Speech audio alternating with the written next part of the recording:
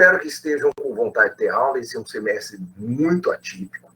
Como temos bem um número reduzido de aulas, né? Não daria para dar aula daquele jeito tradicional. O que eu quero dizer com o jeito tradicional? Eu dar a aula e vocês irem aprendendo com a aula. Não, vai ter que ser um pouco assim. A minha aula, vocês vão ler vão fazer aquelas leituras. Inclusive, a própria avaliação é formativa, ou seja, eu não vou testar alguma coisa que vocês já vão ter estudado, como se fosse uma prova normal. Vocês vão estudando para fazer aquilo ali. Né? Antes de mais nada, é um fichamento normal, é um fichamento resumo, não é necessário nem bom que coloque a opinião própria, é um fichamento resumo. Quanto menor, melhor, porque o AVA também não admite arquivos muito grandes, né? Ele, se eu não me engano, ele aguenta só 5 MB. Então, é pouca coisa, assim, tá? Pouca coisa mesmo. Por isso que eu recomendei vocês passarem para o PDF de acordo com aquele... Quem for porventura tirar foto com o celular, tem aquele PDF scanner, daí passa para o PDF, diminui um pouco o tamanho da coisa. Então, como eu disse, é um semestre pequeno, não dá para ter a aula tradicional, que eu normalmente dou, né? De passar conteúdo, o aluno aprender em sala, rever em casa, né? Estudar a matéria em casa, não. Vou correr atrás, e a minha aula é aula de consolidação, tá? Bom, dito isso, vamos começar. Nossa matéria é fontes do direito internacional. Tá? Costuma-se, quando estudamos a matéria de fontes do direito internacional, citar o Estatuto da Corte Internacional de Justiça. Tá? O Estatuto da Corte Internacional de Justiça é um estatuto, tá? Não é nada mais além do que aquilo, né? E ele tem no artigo 38 um rol de fontes, mas ele não foi pensado para ser um rol de fontes. Eu vou passar aqui, ó, o link para vocês. O Estatuto da Corte Internacional de Justiça está logo após a Carta da ONU. Esse é o decreto presidencial que internalizou tanto a Carta da ONU quanto o Estatuto da Corte Internacional de Justiça. Tá? Dê uma olhadinha no artigo 38 do Estatuto. Esse artigo 38 é uma peça de história. Ele é maravilhoso, ele sobreviveu ao tempo. Como eu disse, ele é um estatuto de uma corte internacional. Ele não foi pensado para ser um rol doutrinário de fontes. Né? Ele foi pensado para se estipular a competência material dessa corte internacional. Mas por que a gente cita ele? Porque ele é bom. Esse estatuto tem quase 200 anos. Né? E por que a gente cita ainda? Ele sobreviveu todo esse tempo porque ele é muito bom. Tá? Vocês estão vendo, mas peraí, professor, 200 anos. A ONU e a Corte Internacional de Justiça surgiram em 45, verdade.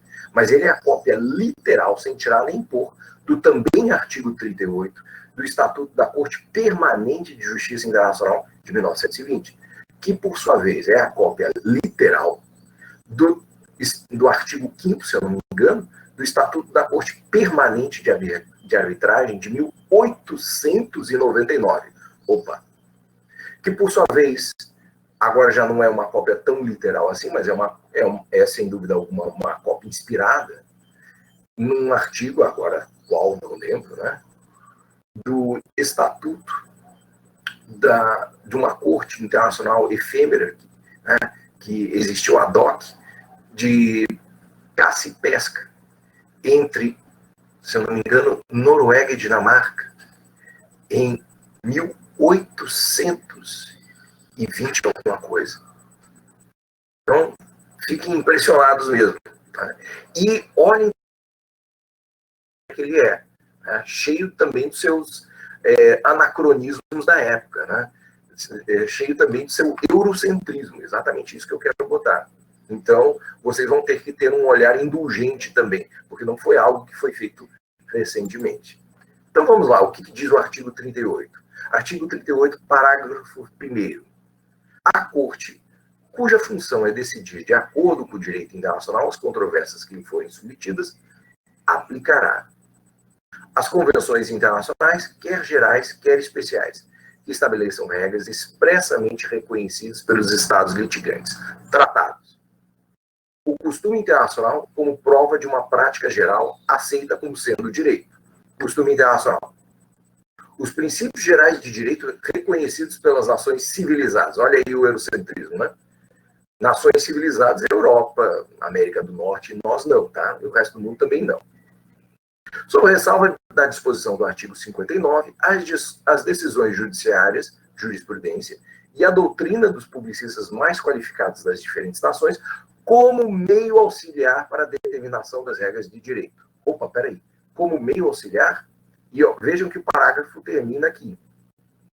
Então, jurisprudência e doutrina é meio auxiliar, logo o resto seria o quê? Fonte principal.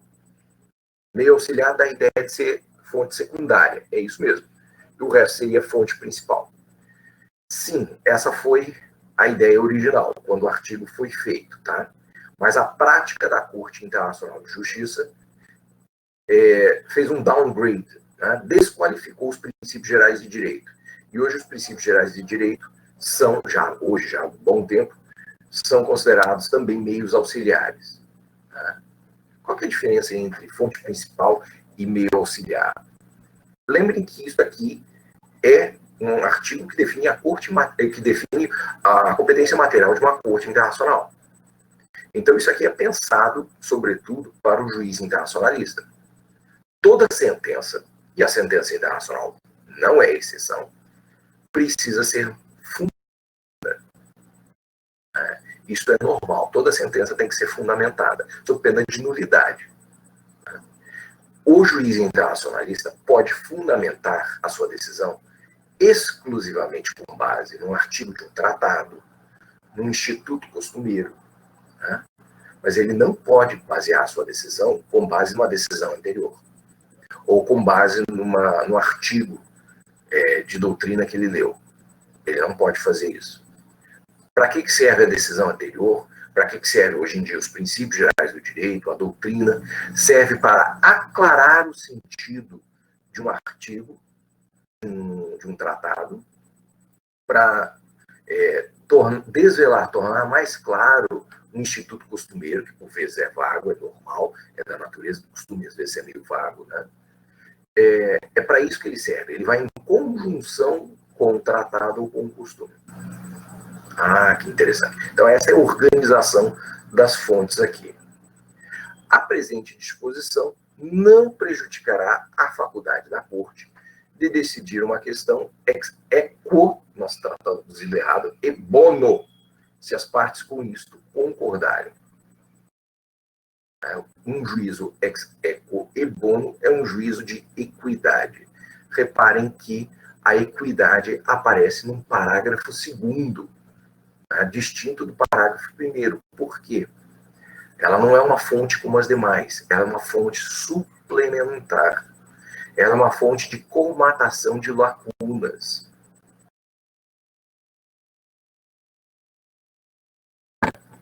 Ah, que interessante. Como assim, colmatação de lacunas? Repare uma coisa interessante. As partes, a Corte só vai julgar por equidade se as duas partes, autor e réu, assim autorizarem ela. Nós vamos ver o que significa cada uma dessas fontes. Tá? Antes de mais nada, eu preciso dizer que estão faltando duas fontes. Tá? Por quê? Porque realmente o artigo não foi pensado para ser um rol de fontes. Então, anotem ali duas fontes que estão fora do artigo 38. Quais seriam elas? Primeiro, os atos unilaterais de Estado. Atos unilaterais de Estado lembra daquela teoria dos fatos e atos jurídicos? Lembram dos atos unilaterais? Vamos pensar um exemplo de ato unilateral, a promessa de recompensa. Um outro exemplo de ato unilateral, qualquer disposição de última vontade, como, por exemplo, um testamento, um codicilo. Não é ato unilateral a doação. Às vezes as pessoas incorrem nesse erro. A doação é um ato bilateral. A outra parte precisa aceitar a coisa doada. Então, por exemplo, não é muito educado, mas toda vez que alguém dá presente para alguém, esse ato chama-se doação. É um ato jurídico da doação, quando você presenteia alguém. Pode não ser muito educado, mas é jurídico você recusar um presente. Eu não quero. Pega de volta. Tá? Aquelas pessoas que dão aqueles presentes meio sem graça, né? Meia, lenço, né? Um cachorro, a pessoa mora numa kitnet. Ah, não dá, né? Pega de volta. Não é muito educado, mas é juridicamente perfeito. Né? Quando a gente. Porque a doação, às vezes as pessoas confundem com um ato bilateral, mas é que a onerosidade está apenas num lado. Né? Mas ela é bilateral porque exige a confluência de duas vontades. Quando eu estou falando do ato unilateral, estou falando de atos que exigem apenas a emissão de uma única vontade para ele se perfectibilizar. Tá? Existem esses atos unilaterais também em direito internacional. Por exemplo, né, uma reserva a um tratado é um ato unilateral. A própria denúncia a um tratado é um ato unilateral. Né? Uma expressão formal de arrependimento, um pedido diplomático de desculpas é um ato unilateral. A declaração de guerra é um ato unilateral, e é um ato unilateral muito sui generis, né? Porque inicia uma coisa chamada guerra, que é, em direito internacional, um status jurídico. Isso é uma reminiscência do direito romano. O direito internacional ainda tem a ideia de status. Nós não temos mais a ideia de status no nosso direito brasileiro. A capacidade, em Roma, inclusive, era um status. Né? Assim, você podia, inclusive, mudar de status. Você podia nascer, se você for. Você tinha o status utilitatis, que era o maior de todos, mas você podia perder essa tua condição. Né? Você podia ver libertatis, que era de um homem livre, perder a sua liberdade, status captivitatis, você perdeu durante a guerra, servitude, etc. Né? E você mudava de status, tinha uma captio diminutio, uma diminuição de cabeça, né? Que os romanos chamavam. A ideia de status, o que é um status? Status é uma situação jurídica que dentro dela, alguns atos têm valor que fora dela não teriam. Tem algum significado jurídico que fora dela não teriam. Né? A ideia de status sobrevive como reminiscência no direito civil na ideia de status conjugal, por exemplo. Porque os cônjuges têm entre si o dever de fidelidade, de não abandono moral, não abandono afetivo, perdão. Fora desse status, não haveria esses deveres. Né? E a guerra é um status. E é um status engraçado que se começa com um ato unilateral, uma declaração de guerra, também pode começar com um ato de agressão direto. Mas para terminar, precisa de um ato bilateral, um tratado de paz. Então, em direito internacional, quando um quer, dois brigam. É diferente. O que eu acho interessante no direito internacional é que certas coisas no direito são correntes, é verdade. O direito é muito plástico, amoldável. Mas certas coisas não são. E às vezes você tenta forçar, não dá muito certo. Vou dar um exemplo de alguém que tentou forçar exatamente essa situação aqui. Lenin. Não sei se vocês sabem, a Revolução Bolchevique foi uma revolução dentro de uma revolução. E talvez vocês não saibam por que ela ocorreu. Né? A Primeira Guerra Mundial. A Primeira Guerra Mundial estava cobrando um preço muito alto dos russos. Os russos estavam tomando uma surra deslavada dos alemães. E ela era extremamente impopular. Ela era vista como a guerra que o czar quis. Né? E a Rússia não teria interesse nenhum naquela guerra. A Rússia, porque aquela guerra teria sido apenas para a conquista colonial, a Rússia não teria interesse nenhum naquela guerra, porque nem participa daquilo. Né? Nem participou da divisão da África e da Ásia. Mas, então, seria algo que o czar queria. Ela era extremamente impopular. Houve a revolução, então. Primeiro, quem tomou o poder foram os mencheviques. Os mencheviques foram, então, negociar a paz. mas a paz estava demorando para sair. Os bolcheviques eram uma espécie de caixa de ressonância que estavam o tempo inteiro. Né? E aí, vai sair a paz? Não vai sair a paz? Celebra a paz? Vocês não estão celebrando a paz? Vocês querem a guerra? Não querem a guerra? Estão de conluio com os capitalistas. E lá pelas tantas, então, ocorre a Revolução Bolchevique. E o principal motivo da Revolução Bolchevique não foram as contradições internas, né? Foi, de fato, não sair a paz a tempo. O Lenin, então, assumiu o poder. O próprio Lenin, ele era um intelectual marxista que não era do primeiro time, ele era do segundo time, mas havia escrito um livro chamado Imperialismo, Etapa Superior do Capitalismo, no qual ele identificava, porque naquele livro ele respondia a seguinte pergunta, né? Por que a Revolução ocorreu na União Soviética, que é um país de capitalismo atrasado, agrário, e não nos países Alemanha, França, Reino Unido, né, de capitalismo mais avançado? E a resposta dele foi o imperialismo, o colonialismo. O colonialismo teria dado uma sobrevida ao capitalismo. E assim, eles exportaram as contradições internas e impediram de explodir. Mas aquilo vai explodir. Aquilo vai explodir, é questão de tempo. Mas deu uma sobrevida. E assim, a Primeira Guerra Mundial, aos olhos do Lenin, seria uma guerra dos estertores do capitalismo europeu ainda. Né? Porque ela era uma guerra por colônias. Essa era o que o Lenin tinha. Não estou dizendo que eu subscrevo isso. Muito bem. Ele, então, vai negociar com um velho marechal Ludendorff, que era uma raposa de guerra. Né? E o diálogo que os dois travam é sensacional, porque representa muito bem o diálogo de um jovem idealista com um velho experimentado. E toda vez que isso acontece na história, a juventude perde. É impressionante. Toda vez. Não tem exceção. Chega lá, então, Lenin, né, dizendo, né, que agora eles tinham interesse em fazer a paz, porque a União Soviética era um país comunista, e os comunistas são amantes da paz. Né? O comunismo é um termo que realmente acreditava que, quando se abolisse a luta de classes, não haveria mais motivo para ter guerra. Então, eles não tinham mais questões para fazer guerra. Marechal Ludendorff, mas que maravilha! Nós aqui na Alemanha também vemos isso com muito bons olhos, vemos a paz com muito bons olhos.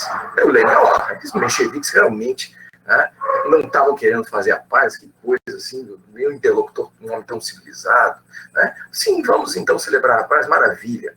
Aí o Ludendorff chega, ok, nos dê a região da Poznânia Oriental, Prússia Oriental. Uma vasta área. É como se aqui no Brasil a gente tivesse que dar a Amazônia. Né? Só que ainda é uma região bem industrializada e culta. Só para vocês terem uma ideia, Kant é da Prússia Oriental. Immanuel Kant, o filósofo Immanuel Kant. Ele nasceu numa cidadezinha chamada Königsberg. Tá? Agora, olha só como essa cidadezinha mudou de lado em lado. Sabe como é que ela se chama hoje? Kaliningrado. Para vocês terem uma noção. Muito bem. Aí ele... Não, peraí. Você não está entendendo. Tá? Nós, comunistas, somos amantes da paz. Esse toma lá da cá, isso é coisa capitalista, até com certo tom de condescendência, ele fala, algum dia vocês vão entender isso, tá? Não espero isso de você agora, mas algum dia vocês vão entender. Nós queremos a paz, que é um valor, né, que vale por si mesmo, né?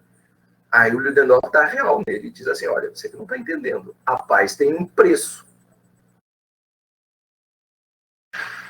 Bom, o Lenin não podia voltar para casa de mãos vazias, né? Afinal de contas, a Revolução Bolchevique foi feita por causa disso, né?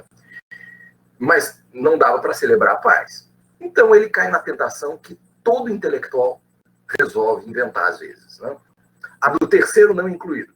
Nós não estamos em paz porque os porcos capitalistas não querem a paz, né? Mas também somos contrários à guerra, não vamos fazer a guerra. Qual foi o efeito prático disso? Ele assestou as armas, o exército russo assestou as armas em frente ao exército alemão. resultado. Né? O exército alemão fez uma razia, lavou as estepes russas de sangue. Né? E, final da história, a Rússia capitulou, rendição incondicional, e perdeu a Prússia Oriental e os estados bálticos. Fim da história. Essa história serve para vocês entenderem um pouquinho, né, como certas coisas no direito não dá para forçar. Né? É simplesmente assim, porque o que essas fontes significam? Tá? Vamos falar algumas características dessas normas de direito internacional. Uma primeira característica das normas de direito internacional é que elas não, e do sistema do ordenamento internacional, é que não há hierarquia. Pelo menos entre as fontes principais. É claro que há hierarquia entre as fontes secundárias e as fontes principais, óbvio. Mas não há hierarquia entre as fontes principais. Não há hierarquia entre tratados. Os tratados são todos iguais, não tem nenhum superior ao outro. E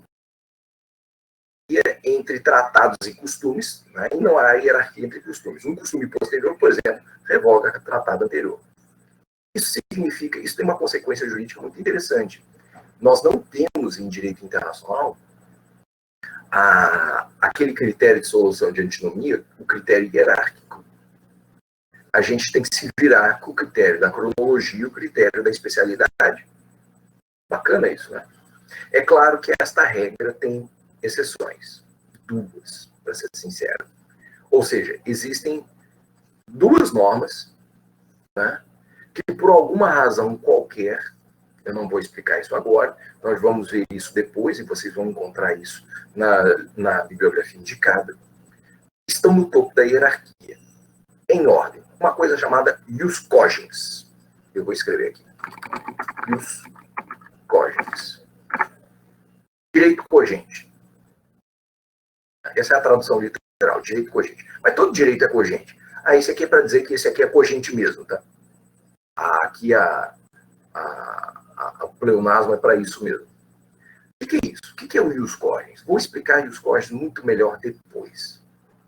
Mas só para não ficarem absolutamente sem nenhuma referência, ius cogens seria um tipo de costume universal.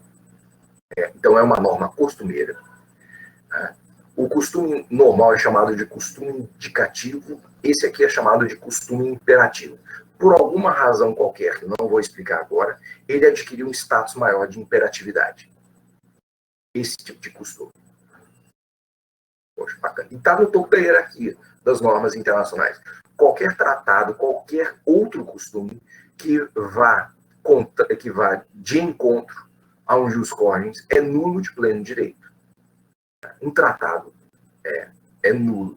Deixa-me explicar uma coisa. O direito internacional tem como fontes principais tratados e costumes. Costume é fonte principal do direito internacional. Estamos vendo ali. Tá? Um tratado não vale mais do que um costume.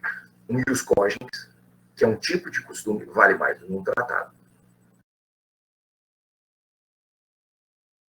O problema, na verdade, é o da identificação dos ius cogens. Quando que eu estou diante de um costume universal indicativo e quando que eu estou diante de um costume universal imperativo, ius cogens? Essa é uma boa pergunta. Se vocês começarem a olhar os manuais de direito internacional de uma forma comparada, vocês vão ver que os autores, cada autor tem um rol diferente de ius cogens. Isso é extremamente preocupante, né? Porque normalmente ele pega aquilo ali que ele sabe que é um costume universal e atribui um determinado valor moral. E aí realmente a coisa fica um pouquinho bagunçada. Eu vou passar para vocês um rol mínimo de ius cogens que aparece na Corte Internacional de Justiça, chamado Barcelona Traction, né? E complementando com estudos do Instituto de Direito Internacional. Tá? Então, esse é um rol mínimo. Com certeza tem mais. Tá? Com certeza tem mais. Mas esse é um rol mínimo, para a gente não ter dúvidas. Tá? E, obviamente, daí a gente vai poder se virar nesse semestre e no próximo com este rol mínimo. Então, seriam ius cogens. Né? A proibição ao uso da força, à guerra, força militar no direito internacional. A força está proibida. Ah, professor, mas acontece tanta guerra no mundo. Vamos lembrar que o direito é um dever ser, né? Aqui no Brasil também está proibido o homicídio. No Brasil, né? Pois é. A força está proibida. A guerra foi proibida em 1928, com o Pacto Briand-Kellogg, e a Carta da ONU em 45 resolve aperfeiçoar, né, e proibir a força militar. Só tem uma exceção, de jus cogens. A guerra de legítima defesa. A legítima defesa é o uso da força, é o uso da força lícita. Tá? Então, o Estado que for agredido pode usar de legítima defesa. E, inclusive, esse é o segundo jus cogens. Tá? A proibição a qualquer restrição à legítima defesa. Você não pode, por meio de um tratado, restringir a legítima defesa. Bacana, né? Proibição a qualquer restrição da legítima defesa. Proibição. Agora tem algumas proibições de direitos humanos, tá? Não são todos os direitos humanos, e isso é muito controverso, tá? Que são salvaguardados por jus cogens. Apenas alguns muito fortes, assim. A proibição ao genocídio, a tortura, a escravidão, ao tráfico de pessoas, a proibição ao apartheid. Qual que é a diferença entre apartheid e racismo? Apartheid é um crime de Estado. Apartheid é uma política oficial de segregação. Racismo é uma coisa que qualquer indivíduo pode cometer. Tá? Alguns com mais chance do que outros. Mas apartheid, não. Apartheid um indivíduo não é capaz de cometer. É só um Estado, é uma política oficial de segregação. Proibição ao apartheid. O racismo não é proibido do direito internacional. Existe um tratado proibindo o racismo. O racismo é proibido por tratado. O apartheid por jus cogens. O apartheid mais grave. A proibição ao tráfico de drogas. Olha que interessante. Ah, professor, mas não tem uma tendência... Não tem tendência mundial de abertura, não. Inclusive, o próprio Uruguai está considerando voltar a proibir o consumo de maconha. Não existe uma tendência, não, mundial. Talvez aqui no Brasil exista uma tendência de liberalização. Lá fora, não. Mas, professor, como assim proibido o tráfico de drogas, né? Assim, por exemplo, Países Baixos, a Holanda, né, que permite o consumo de drogas em alguma área, e o Uruguai, eles não poderiam celebrar um tratado, né, regulamentando o tráfico de maconha, por exemplo, regulamentando o comércio de maconha? Esse tratado seria nulo de pleno direito. Ah, mas o direito interno desse país permite, o direito internacional proíbe. Eles têm que produzir para eles mesmos. O tráfico seria proibido. Tá? Bom, e o que é droga? Esta também é uma boa pergunta. Tá? Não tenho resposta para isso. Esta é uma boa pergunta. Aí eu realmente vou mostrar minha ignorância. Não sei. Tá? Aqui no Brasil é o Ministério da Saúde que acaba determinando uma lista quais seriam as drogas. Né? O Código Penal, quando fala em drogas, se refere daí, tá? É uma nova penal em branco se referindo a essa lista. Né? Em direito, porque não tem o Ministério da Saúde Mundial, tá?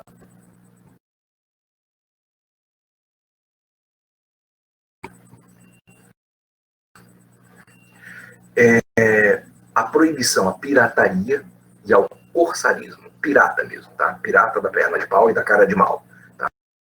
De CD. Pirata mesmo, tá? Antigo novo problema do direito internacional. Era um problema que praguejou os mares durante 400 anos. No século XX se achou que tinha terminado, até que, com a falência do Estado somaliano em 90, a pirataria volta com força total. E hoje em dia realmente é um problema, é uma dor de cabeça enorme mesmo. Pirataria.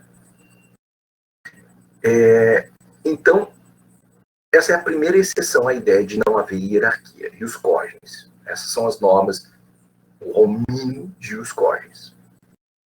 Qual seria a segunda exceção? A Carta da ONU, logo abaixo de ius cogens. A Carta da ONU, carta é sinônimo de tratado, é o tratado que criou a ONU. Tá? A Carta da ONU tem no artigo 103 uma coisa muito esquisita.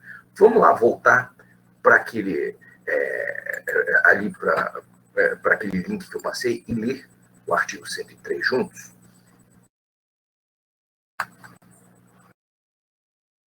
No caso de conflito entre as obrigações dos membros das Nações Unidas em virtude da presente carta e as obrigações resultantes de qualquer outro acordo internacional, prevalecerão as obrigações assumidas em virtude da presente carta. Ou seja, se houver conflito entre um tratado e as obrigações da ONU, da Carta da ONU, devem prevalecer as obrigações da Carta da ONU.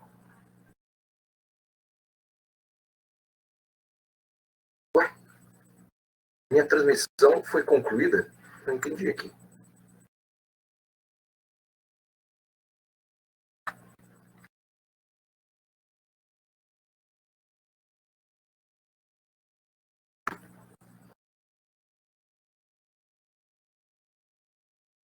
Deixa eu tentar de novo. Acho que deu algum problema aqui no stream.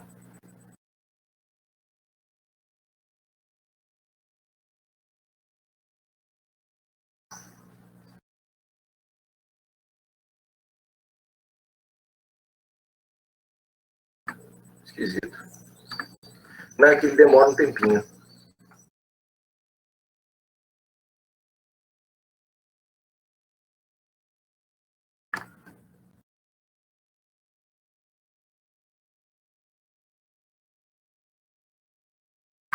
Estou iniciando a transmissão.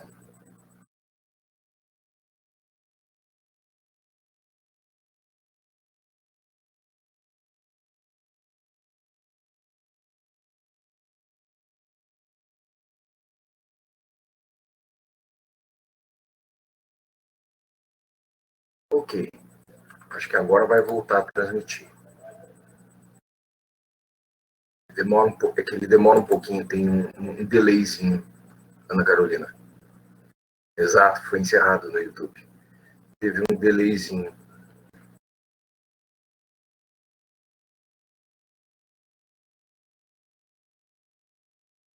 Oh, maravilha, agora voltou a transmitir. Voltou a transmitir. Não sei por que deu esse delay.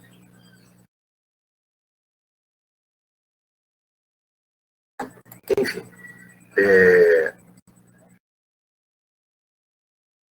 A outra exceção seria a Carta da ONU. Né? Acabamos de ler ali o artigo 103 da Carta da ONU, né? Que diz que se houver um conflito entre qualquer tratado, obrigações de um tratado, e as obrigações da Carta da ONU, deve prevalecer as obrigações da Carta da ONU. Isso é o que tecnicamente chama-se declaração de. Quando você tem um sistema normativo que, em princípio, não tem hierarquia nenhuma entre as normas, né? Como é o caso do direito internacional, né? E, aliás, o negócio não está dando certo aqui, a transmissão para o YouTube. Está dizendo sem dados. Que coisa esquisita.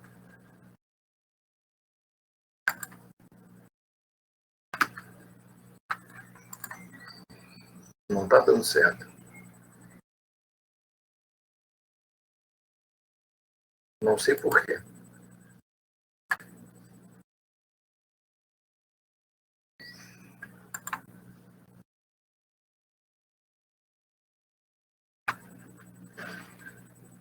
Ele encerrou lá também.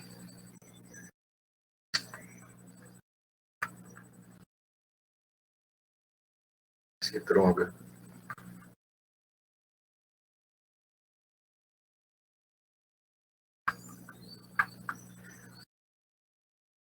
Eu pedi para o Manuel, que é o representante da turma, gravar a minha aula. Né? Se vocês puderem fazer isso, também gravem, para eu daí pelo menos eu coloco no canal, para quem não conseguiu assistir agora comigo. Ai, ai, ai, que droga. Não sei por que não está dando certo.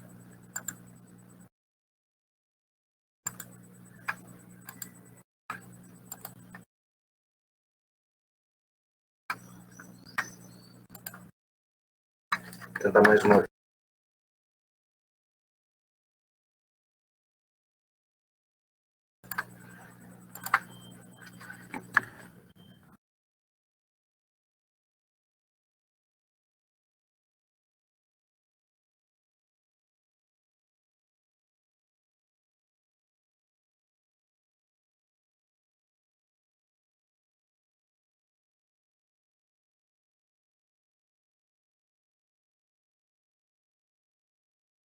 Está tentando conectar.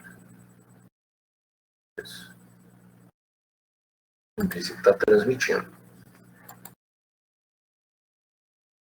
E agora a ideia é tentar transmitir aqui também.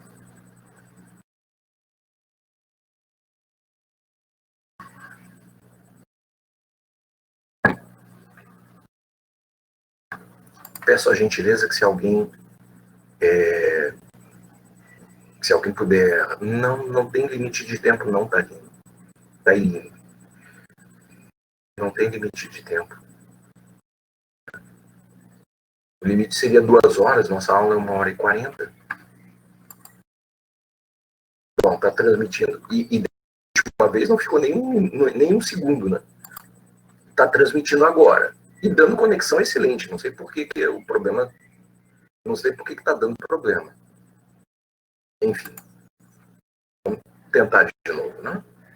Mas, assim, eu realmente peço para que vocês gravem a aula e me mandem, né, a gravação para eu fazer o upload no canal do YouTube, tá? Agradeço.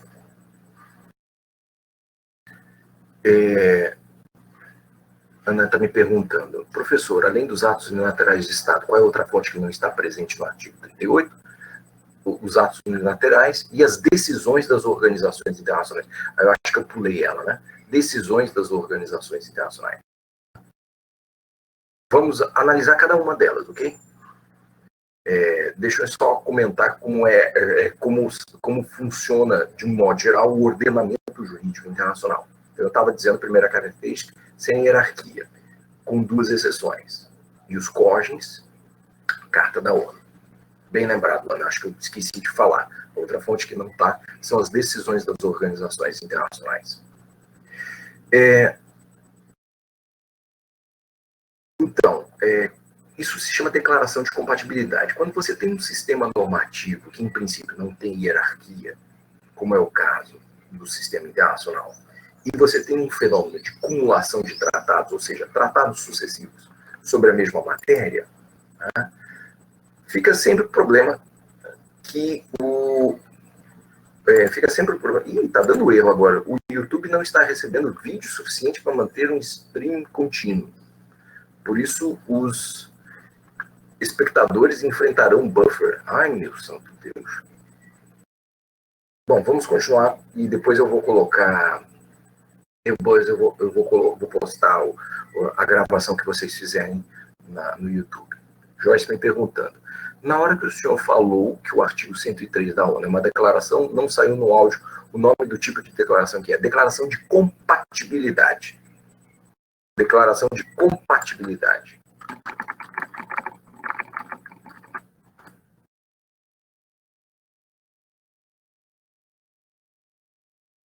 Como é que é isso?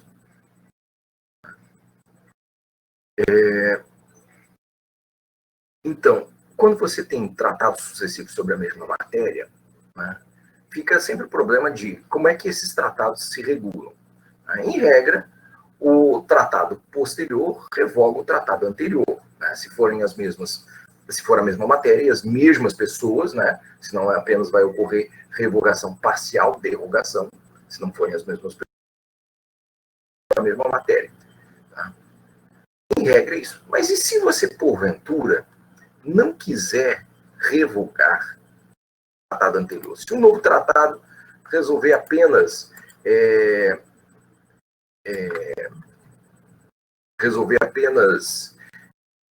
regulamentar um aspecto, não querer que o tratado anterior seja derrogado ou revogado, como é que você faz? Você insere uma declaração de compatibilidade. Normalmente as declarações de compatibilidade são aquelas como aparece no Tratado de Assunção, agora eu não me lembro qual artigo. Né? O Tratado de Assunção, o tratado que cria o Mercosul, diz assim, mais ou menos o seguinte, né? Em caso de conflito entre as obrigações decorrentes do tratado, do presente tratado e do Tratado de Montevidéu de 1980, Tratado de Montevidéu de 1980, é o tratado que cria a ALAD, Associação Latino-Americana de Direito de Integração. Né? Associação Latino-Americana de Integração. Essa é uma associação maior da América Latina como um todo. Prevalecerão as disposições deste último. O Tratado de Assunção, o próprio Tratado de Assunção está dizendo que se houver um conflito entre as obrigações dele e o Tratado de Montevidéu, vão prevalecer as obrigações do Tratado de Montevidéu. O Tratado de Assunção se colocou abaixo do Tratado de Montevidéu. Abaixo. Isto é perfeitamente possível. Tá? Quem pode o mais, pode o menos. Em princípio, os tratados não têm a mesma hierarquia?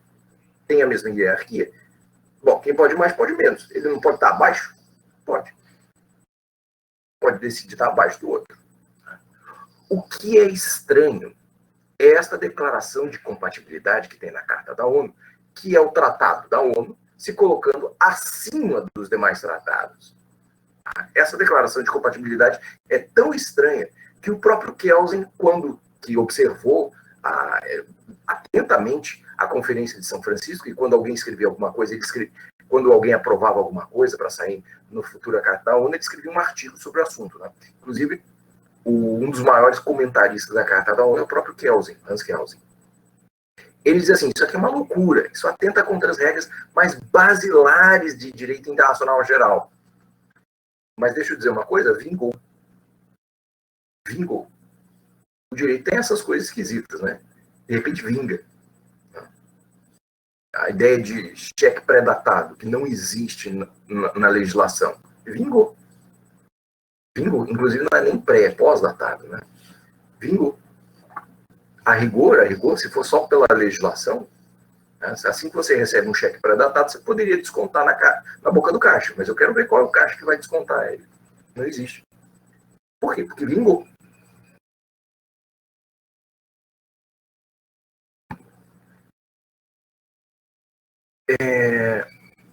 E realmente a Carta da ONU está acima dos demais tratados, abaixo da ideia de jus cogens. Abaixo da ideia de jus cogens. Muito bem.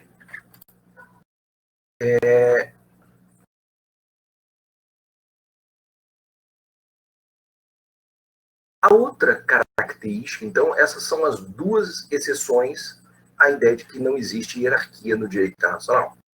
A outra, segunda característica do ordenamento internacional é a autonomia.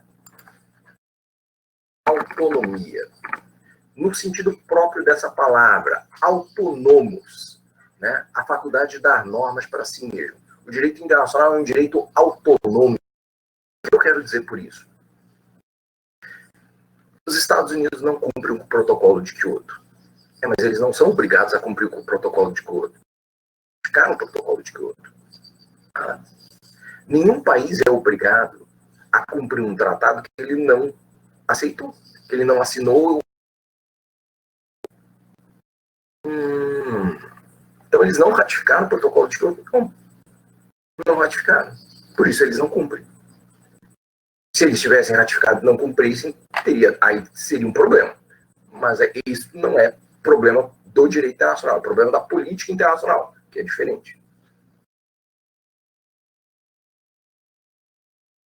Um dos maiores poluentes do mundo não ratificar um tratado que exige a redução de gases poluentes na atmosfera. É um problema de política, não de direito. Repare uma coisa interessante.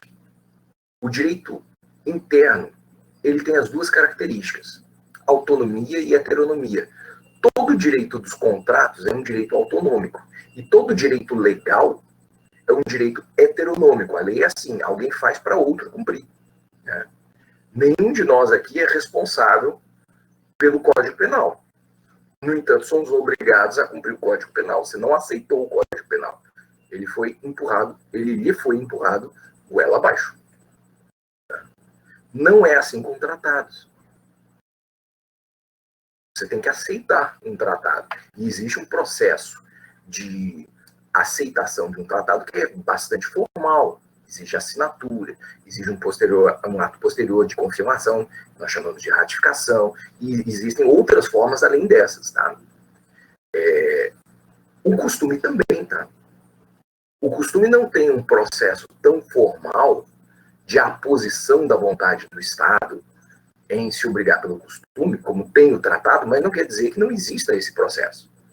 O costume, em certo sentido, também é voluntário, né? Embora alguns autores descrevam o costume como um modo espontâneo de criação do direito, né? O Estado, de alguma maneira, também tem que aceitar o costume. E eu vou dar um exemplo. Né? Um caso Humberto Delgado, um caso muito interessante que opôs Brasil e Portugal na década de 50. O que foi esse caso? Né? Não sei se vocês sabem, né? O Salazar foi o ditador mais longevo do Ocidente. Ele entrou em 1930, só foi sair com a Revolução dos Cravos, na década de 70. Né? Como é que alguém se mantém tanto tempo assim no poder? Né? Isso é impressionante, né? É porque ele alterna períodos de maior brandura com períodos de repressão. E aí, numa dessas mudanças de período, né, se torna inimigo público número 1 de Portugal o general Humberto Delgado. O general Humberto Delgado, sabendo que o Salazar não brinca em serviço, né, vai correndo e pede asilo na Embaixada Brasileira. Tá?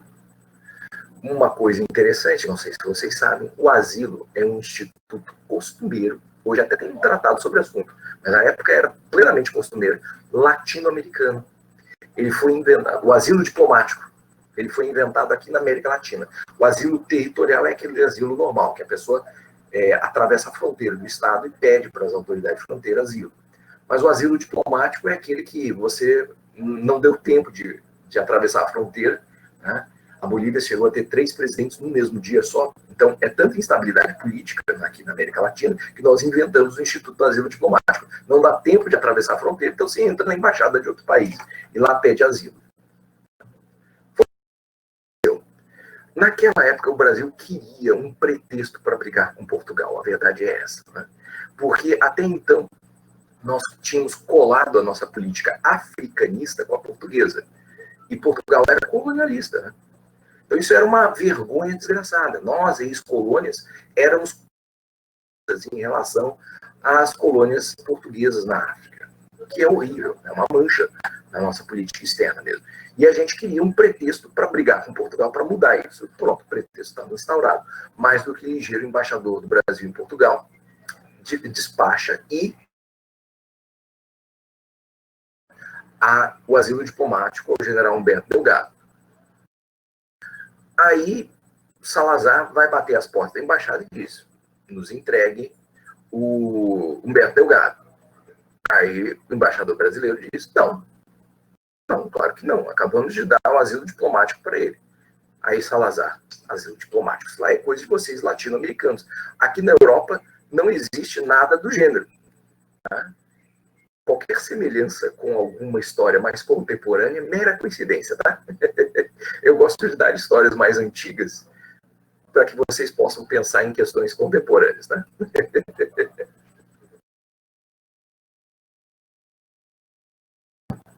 Aí, não, nós não vamos entregar. Aí o Salazar: então nós vamos entrar a porta dentro da embaixada. Aí o embaixador de Portugal engrossa e diz: se entrar a porta dentro da embaixada, o Brasil vai encarar isso como um ato de agressão. Ato de agressão é ato que gera guerra, tá? É ato que gera guerra. Aí, obviamente, Portugal não violou a inviolabilidade da embaixada brasileira. Voltou atrás. Mas, em compensação, o que aconteceu? Deixa eu me contar, o asilo diplomático é uma modalidade provisória de asilo. Por quê? A pessoa não vai ficar morando na embaixada, né? Quando ela recebe o asilo diplomático, a embaixada expede um tipo de passaporte chamado de salvo-conduto, né, que torna ela momentaneamente uma pessoa internacionalmente protegida, e assim ela pode sair da embaixada sem ser molestada pelas autoridades locais, ir até o aeroporto, pegar um avião, e assim converter o asilo diplomático em asilo territorial, provisório em definitivo. Né? Só que o que acontece? Como Portugal não aceitava o Instituto do Asilo Diplomático, ia aceitar a validade do salvo-conduto do Humberto Delgado. Resultado, Humberto Delgado morou 20 anos até morrer na Embaixada Brasileira de Portugal, cercado diuturnamente por snipers, porque se ele pudesse ir pé para fora da embaixada, ele levava um tiro. Qual é o erro aqui? Nenhum. Portugal não era obrigado a aceitar o Instituto do Asilo Diplomático. Por sua vez, né, portanto, não era obrigado a reconhecer a validade do salvo-conduto, por sua vez, também não podia entrar dentro da Embaixada Brasileira. Então, juridicamente, embora politicamente uma situação ruim, e pessoalmente uma situação horrível também para o Humberto Delgado, mas juridicamente uma situação perfeita. Eu acho essas situações um pouquinho engraçadas.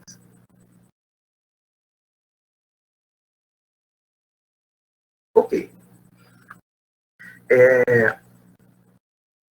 O que a gente diz de um país que não aceita um costume que todo mundo aceita?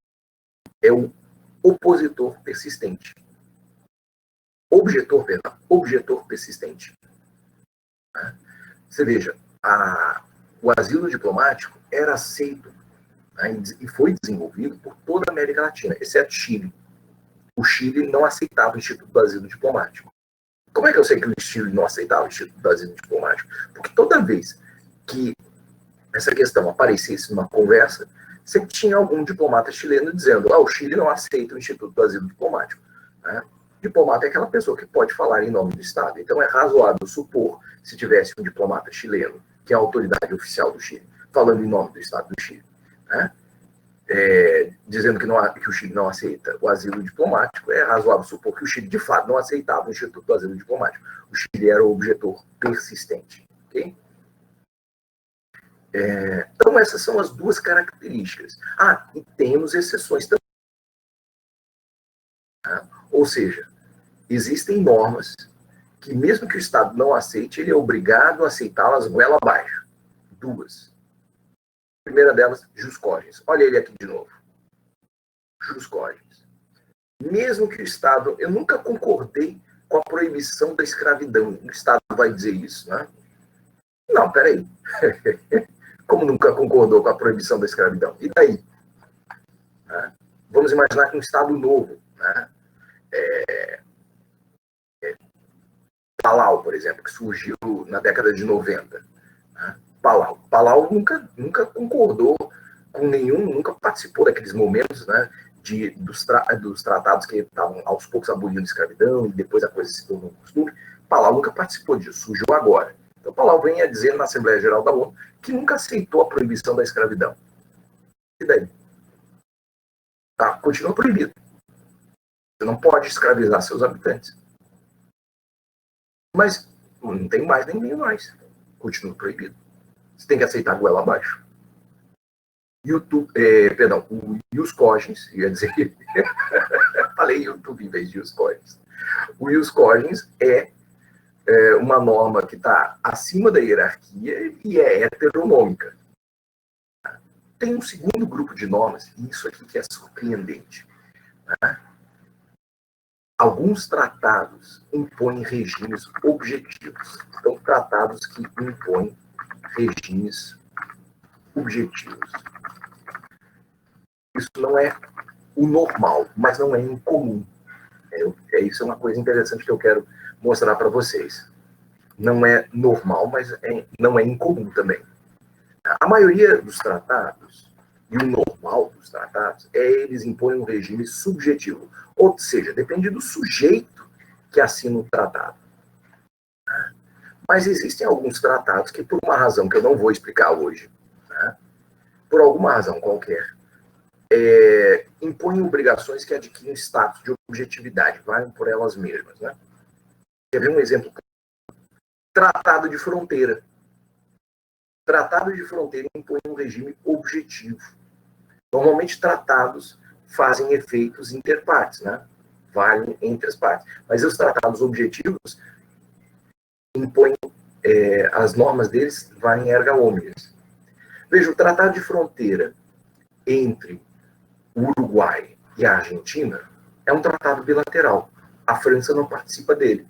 Mas a França é obrigada a aceitar que a fronteira entre a Argentina e o Uruguai passa ali onde os dois países disseram que deveria passar, e não onde ela acha que deveria ser. É um regime objetivo. Ah, professor, mas isso é tão pouco, tão anódino, né? Não é tão anódino assim.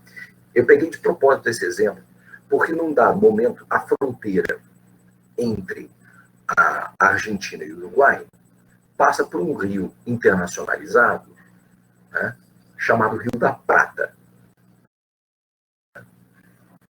E aí, esse tratado faz um regime de navegação, um regime aduaneiro e um regime ambiental do Rio da Prata. Uma embarcação francesa que esteja navegando naquele Rio da Prata tem que obedecer esse regime de navegação, regime aduaneiro e esse regime ambiental. Mas a França não faz parte desse tratado, não interessa. O tratado vale por ele mesmo. Existem tratados que adquiriram esse status de objetividade. As normas acabam tendo efeitos erga omnes. Quer que eu dê mais um exemplo? Carta da ONU, de novo, Carta da ONU por uma outra razão. Né? Mas o próprio artigo 2º, parágrafo 6º da Carta da ONU, que eu não vou ler agora com vocês, estabelece que ela tem um regime objetivo. Quer ver um outro exemplo? Tratado da Antártica. Nem todos os países do mundo participam do Tratado da Antártica. O Brasil participa. Tá? Mas, mesmo os países que não participam do Tratado da Antártica têm que aceitar que o ambiente antártico seja, por exemplo, livre de poluição. Essa é uma das regras, uma das normas, obrigações do Tratado da Antártica. Não se pode poluir o ambiente antártico. Né? Vamos imaginar o Quênia, que é um país que não participa do Tratado da Antártica. Esteja com um problema muito sério de poluição. Ele pega um navio e vai lá e despeja os poluentes dele na Antártica. Ele pode fazer isso? Não, não pode. Porque o Tratado da Antártica proíbe. Olha que bizarro. E tem sanção, tá? Sanção muito pesada. Porque o Tratado da Antártica participa de 2 sistemas de segurança coletiva. O nosso aqui da América Latina, o TIAR, o Tratado Interamericano de Assistência Recíproca, que a gente não sabe se está vivo, se está morto, mas, enfim, existe. E é o da OTAN. Ou seja, é barra muito pesada, tem sanção muito forte. O tratado, que é o Tratado de Desnuclearização da América Latina. Olha só, é um bom quebra-queixo, né? Tratado de Tlatelolco. Vamos falar todo mundo 3 vezes. Tratado de Tlatelolco. Tlatelolco. Ele foi assinado na cidade mexicana de Tlatelolco.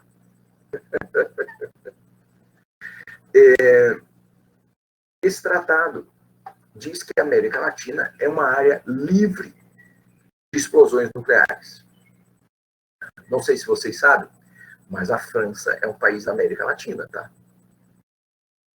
Inclusive, a 2ª maior fronteira terrestre que o Brasil tem é com a França.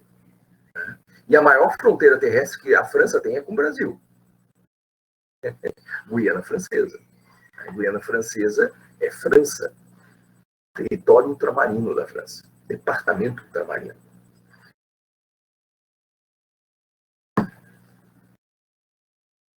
A França não é signatária desse tratado que foi feito no âmbito da OEA. Ela pode, de repente, explodir uma bomba atômica em Cayena? Não. Mas não tem mais nem meio mais. O Tratado de Tlatelolco proíbe. Interessante isso, né? Existem alguns tratados que, por uma razão que eu não vou explicar hoje, tem razão, não é solto, não é porque politicamente alguém quis, não, tem razão, razão jurídica para isso, né? Adquiriram um status de objetividade mesmo. É bizarro, mas não é incomum.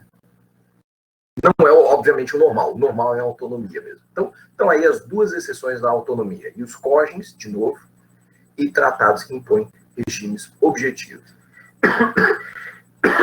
Não é Covid, tá? É só uma tosse normal. Hoje em dia, se você tosse perto das pessoas ou espirra, todo mundo já toma um susto, assim, né? Hoje em dia que as pessoas estão se liberando, saindo um pouquinho mais, né? Se alguém começa a tossir, assim, é muito engraçado, né? Porque elas vão soltando, assim, as pessoas normalmente estão voltando a se aglomerar, né? Mas basta alguém tossir ou espirrar que, olha, né? Eles vão se abrindo, vai se abrindo espaço, né? É um absurdo, né? Você vê finais de semana aqui. Eu moro aqui em Copacabana, vejo finais de semana assim, as praias lotadas, né? Aí. Enfim. Vamos adiante. Então, essas são as características do direito internacional. Não ter hierarquia e a regra da autonomia. São as características do ordenamento jurídico internacional. E agora a gente pode voltar para as fontes que eu enumerei. Tá? Um detalhe interessante dessas fontes é que elas podem ser classificadas. A primeira classificação que já existiu de direito internacional foi essa. O direito internacional se subdivide em direito internacional geral e direito internacional particular ou especial.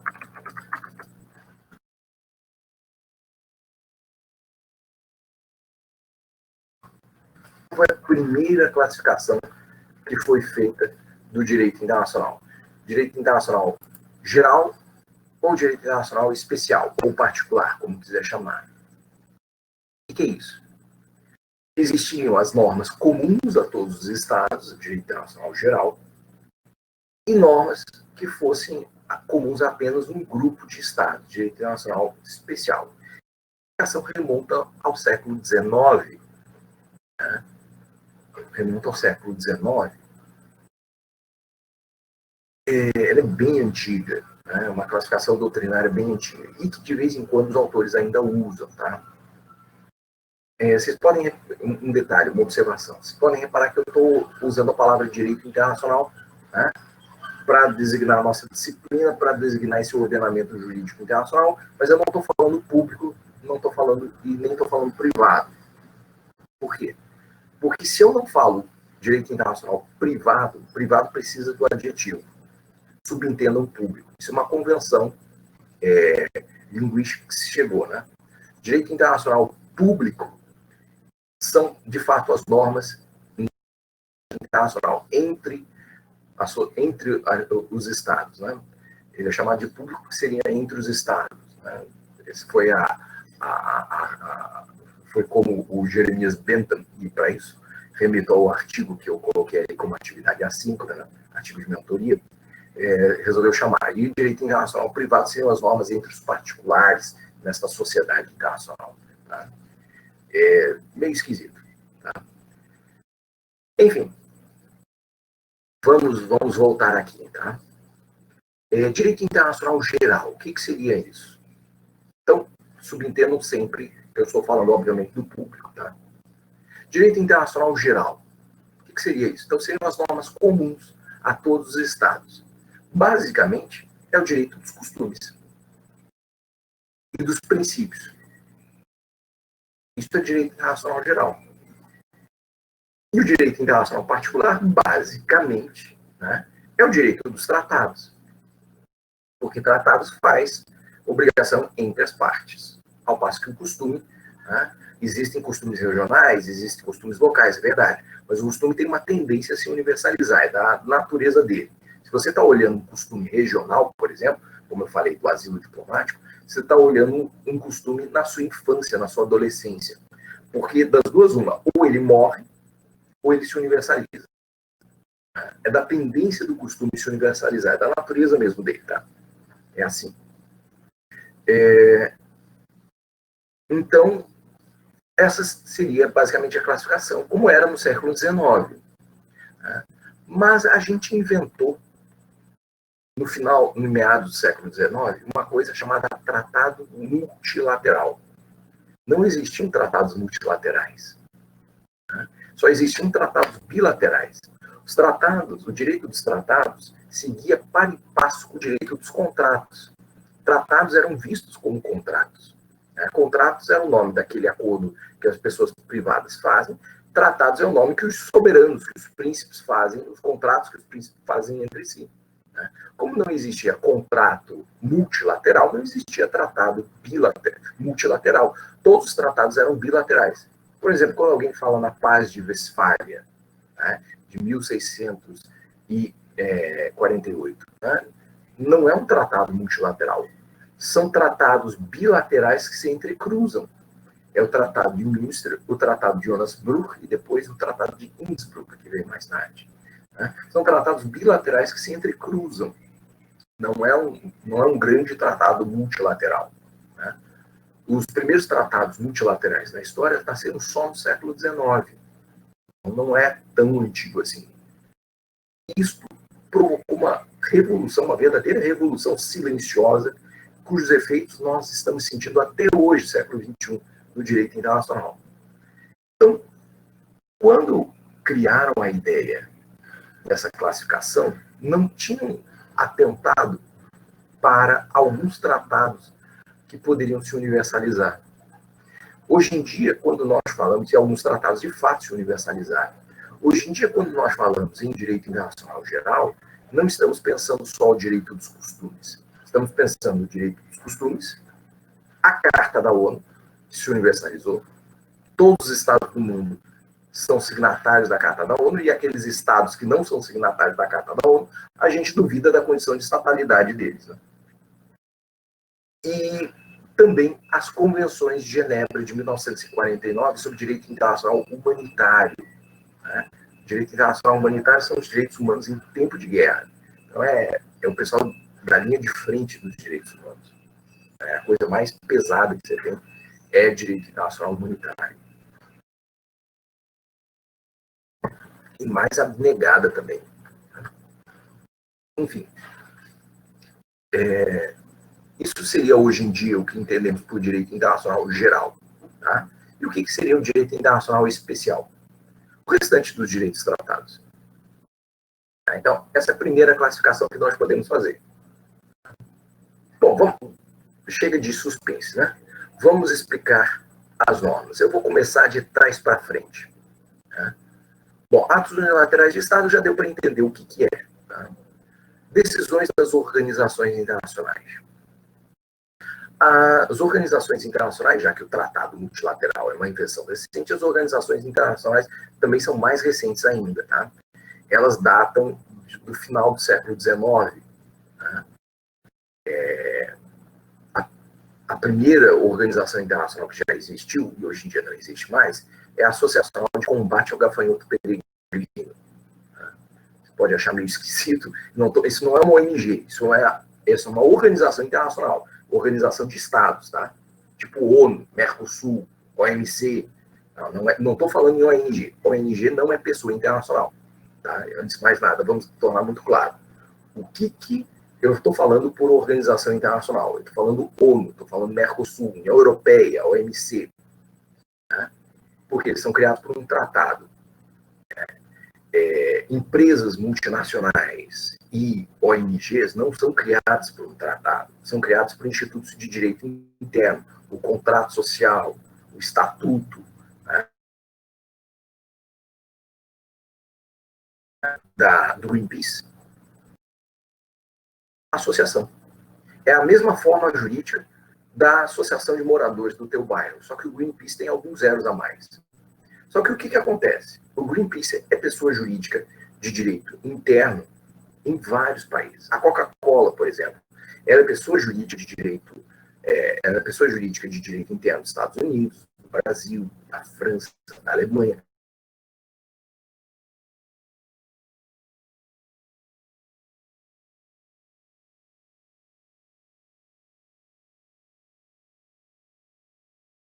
Do ser humano, no norte da África, na região do Maghreb, que a Gafanhoto Peregrino é aquela praga bíblica, né, que cobre o sol quando ele vem. né? E come toda a plantação. Então não adianta se você é rico ou você é pobre, a mortalidade, isso é uma das coisas mais equalizadoras do mundo, é a morte, né? A morte é uma das coisas mais equalizadoras da condição humana. Né? Eu acho isso incrível. Né? Então não interessa se você é rico ou se é pobre, não tem, eu tenho dinheiro, mas não tem comida para você comprar. Todo mundo morre do mesmo jeito. Era basicamente uma associação em que os representantes discutiam qual era o pesticida mais adequado, que mataria o gafanhoto peregrino e não mataria o ser humano. A organização internacional mais antiga que ainda existe hoje é a UPU, União Postal, é o Correio Internacional. Basicamente uma organização que decide quais são os parâmetros, o tamanho dos pacotes, os procedimentos de entrega, a coordenação dos Correios Nacionais, né? Procedimentos. Né? São organizações técnicas. As primeiras organizações que surgiram eram puramente técnicas. Essa do gafanhoto peregrino mesmo, tomates que se reuniam, mas estavam discutindo que biólogos e agrônomos haviam falado sobre pesticidas. Né? Quando você tem uma organização técnica, né, basicamente é a ciência que está falando. Né? E essas organizações decidiam por unanimidade. E por que decidiam por unanimidade? Por causa da regra da autonomia. Né? Veja que se você decidisse por maioria, você iria ferir a regra da autonomia. Né? Por quê? Porque poderia haver uma minoria que foi voto vencido e ainda assim vai ter que ser obrigada a cumprir a decisão de uma organização internacional que ela participe goela abaixo? Não. Então, as primeiras organizações internacionais, quando surgiram, elas tinham no seu estatuto a decisão por regra, por unanimidade. Só que o século XX começa a conhecer organizações internacionais de caráter político. E aí decidir por maioria, decidir por unanimidade é inviável, é condenar essas organizações à inação. Né? Então, daí o que aconteceu? Né? Por exemplo, imagine você decidir por unanimidade a Assembleia Geral da ONU, 200 estados. Impossível. Não vai. Não sai por unanimidade. Então, o que aconteceu? Vamos flexibilizar essa regra e, por sua vez, flexibiliza-se também a força normativa da decisão.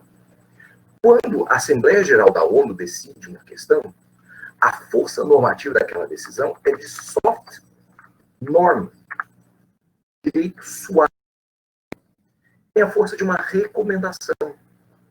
Não é vinculante, não tem uma sanção atribuída a ela. Mas isso não quer dizer que não seja obrigatório, tá?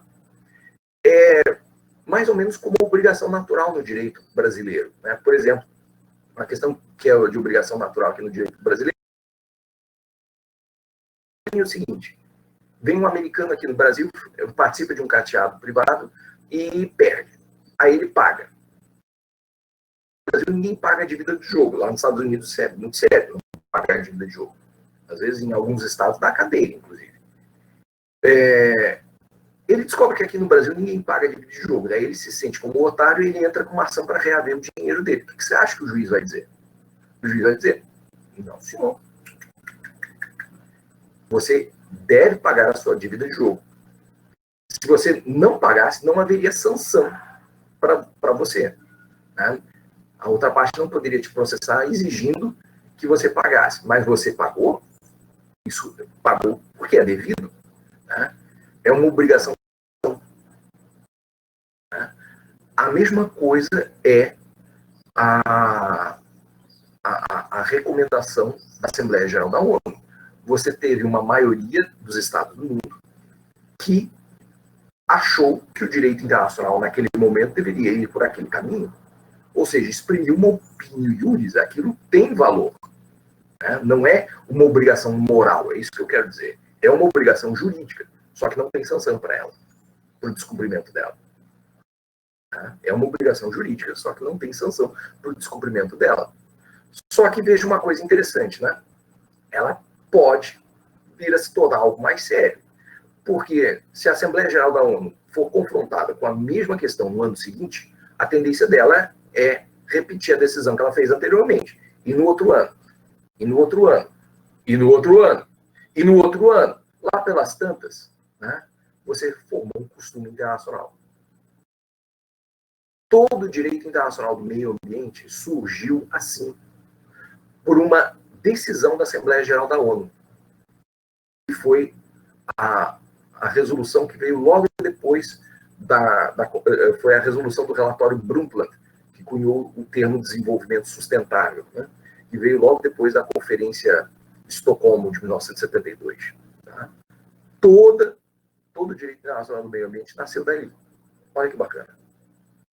Então, entendam, não é desprezível quando a Assembleia Geral da ONU decide, ou qualquer outra organização internacional decide, ainda que seja por maioria, não é desprezível, tá?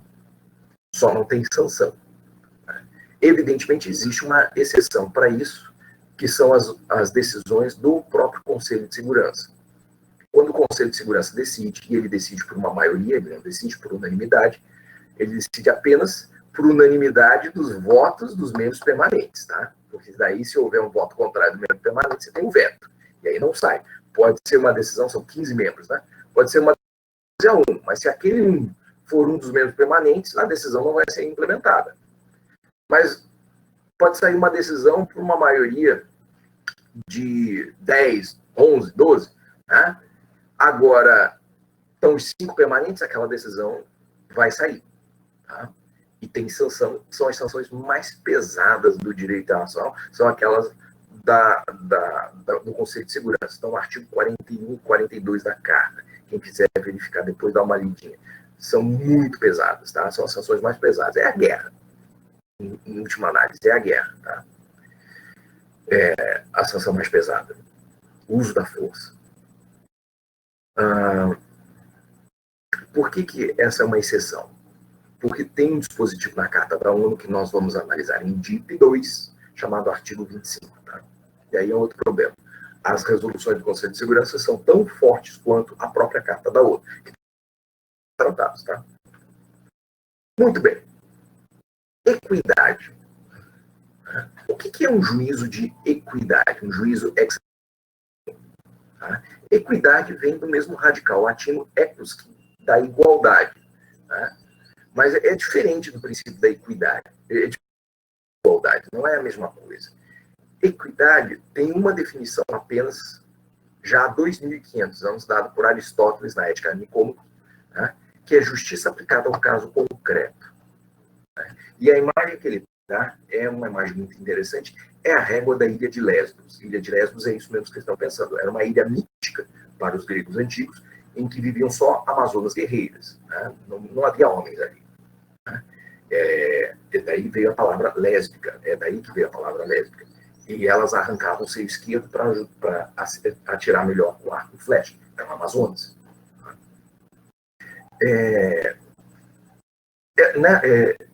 O que é uma régua? Uma régua é um instrumento de medida para medir a distância entre dois pontos. Mas só mede a distância de uma superfície plana. Tá? Tenta medir com uma régua a distância entre dois pontos numa bola. Ou numa superfície mais irregular ainda, uma pedra. Você não vai conseguir. A régua da ilha de Lesbos era uma régua mais maleável, mais mole. Era uma fita métrica, se a gente quiser fazer uma boa correspondência de hoje. Né? Ela se amoldava à irregularidade da superfície e assim conseguiria medir a distância entre esses dois pontos. Daí a ideia de justiça aplicada ao caso concreto. Por quê? O direito é geral e abstrato, o direito é impessoal. Né? Veja, por exemplo, como é que é a estrutura de uma norma legal, por exemplo, a lei. Artigo 121 do Código Penal, matar alguém, pena de 6 a 20 anos. Isso aqui é feito por uma generalidade de pessoas, tá? O destinatário disso é uma generalidade de pessoas, e abrange uma generalidade também de condutas. De que forma que você vai matar a pessoa? Vai qualquer forma. Tá? Mas existem alguns meios mais cruéis do que outros. Claro que sim. Existem meios mais cruéis do que o outro. Isso é uma coisa interessante, né? A lei é feita realmente de forma mais geral e abstrata mesmo. Agora, repare uma coisa interessante. Estão no curso de direito, tá? Mas vocês já não dão até metade do curso. Vocês vão se deparar com situações que, às vezes, cumprir a letra da lei é ir contra até o próprio espírito da lei. Essas situações não são raras, elas existem. Tá? legislador é humano. Consegue imaginar todas as situações possíveis para aquele caso que ele está imaginando. Talvez, se ele pudesse, se ele fosse onisciente, ele teria feito várias exceções àquele dispositivo dele. Mas ele não é. Então, ele faz o que ele pode. E é justamente o caso agora. Às vezes, aplicar a letra da lei ir contra o próprio espírito da lei. Nessas situações, você precisa da equidade, porque ela vai se ajustar. Está vago, está abstrato. Eu vou dizer bem sincero o que é equidade para vocês. Equidade, quando você vê num texto de direito positivo, como o artigo 38, a palavra equidade, você está vendo nada mais, nada menos do que uma vênia que o legislador confere ao julgador, uma autorização que o legislador confere ao julgador, de, naquele caso concreto, afastar o direito positivo e aplicar o seu próprio senso subjetivo de justiça. Isso é que é equidade. O juiz julgar conforme a cabeça dele.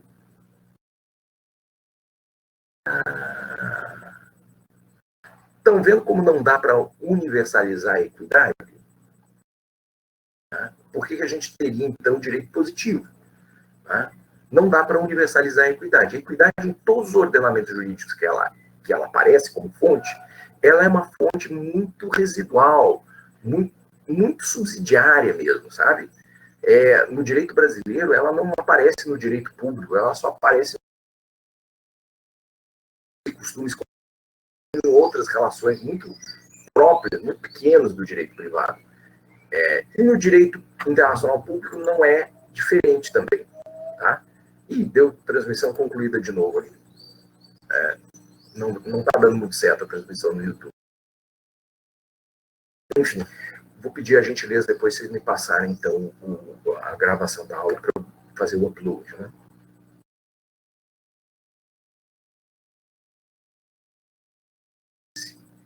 No direito internacional também não é exceção. Ela é também uma forma suplementar. Ela só será usada se as duas partes autorizarem a Corte Internacional de Justiça a usar. Autor e réu. Pode imaginar como isso é raro de acontecer, né? Ok, vamos ver então a doutrina. A doutrina em direito internacional, que tem a doutrina nossa também. Né? E veja que também no direito brasileiro a doutrina não é fonte principal. A doutrina é mais fonte de convencimento do juiz do que fonte principal. A doutrina é usada para aclarar o sentido.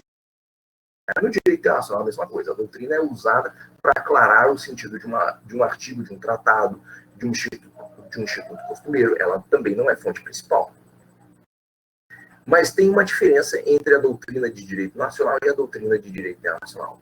Aqui no Brasil, né, o aluno de graduação escreve a monografia dele, pede para o pai pagar para publicar, pronto. Aquilo é doutrina. Aquela monografia de graduação que foi paga para ser publicada é doutrina. Também é doutrina aquele trabalho de 4 anos de labuta que o cara tem escrevendo uma tese de doutorado. Isso é doutrina. Também é doutrina aquele artigo que um banco encomenda de um autor para escrever, né, já dando o que tem que ser escrito para o banco usar aquele artigo como fonte de uma ação que ele queira promover contra o governo. Puxa vida, mas a ciência não tem que ser desinteressada? Tem que ser desinteressada. E tudo isso é doutrina? Tudo isso é doutrina. Existe uma certa... E a palavra é essa mesma, promiscuidade com a palavra doutrina no direito nacional. E não é só aqui no Brasil. Né? Em vários países é também assim, é muito promíscuo. A gente usa demais a palavra doutrina. Doutrina serve para qualquer... E diz passagem, sabe quais são as disciplinas, quais são as ciências que têm doutrina como nome? Vê a economia. A economia tem doutrina, eles não chamam de doutrina. Eles têm uns livros de doutrina, eles não chamam de doutrina. Sabe quem chama de doutrina? O direito e a teologia. É só para vocês terem uma noção do que nós estamos tratando aqui, tá? Para dar algum valor para a coisa, só o direito e a teologia. Em direito internacional, nem tudo se doutrina. Em direito internacional, aquele escrito técnico-científico que se qualifica como doutrina é somente aquele que mudou o entendimento do direito naquela questão. Ou seja, é algo muito sério, muito forte. Aquilo, sim, é doutrina. Mas o que seria, então? Ok, tem vezes em que isso é muito claro. Tem um livro que, de repente, está todo mundo comentando, está todo mundo falando. Ok, aquilo é doutrina do direito internacional. Mas, na maioria das vezes, fica numa zona de penumbra, né? As pessoas estão comentando, mas eu não sei se é um comentário de moda, não vai sair de moda aquilo. Né? O quanto comentário é o suficiente para aquilo ser doutrina, a maioria das vezes eu não sei se trata de uma doutrina. O direito internacional tem alguns veículos que a gente sabe que tem garantia que aquilo é doutrina. Alguns veículos algumas publicações. Podem anotar. A primeira delas é o seguinte: todo ano, já há 100 anos, ocorre no verão europeu, né, promovido pela Academia de Direito Internacional da Haia, um curso de Direito Internacional Público de 4 semanas, um curso geral e 4 cursos menores, e depois o curso de Direito Internacional Privado também, curso geral e 4 menores, né, no verão europeu, na cidade holandesa da Haia. Né. Ser convidado para dar um curso desse, quem são convidados para dar um curso desse? Professores universitários. Isso é a glória para o professor. Prêmio Nobel de qualquer professor de Direito Internacional.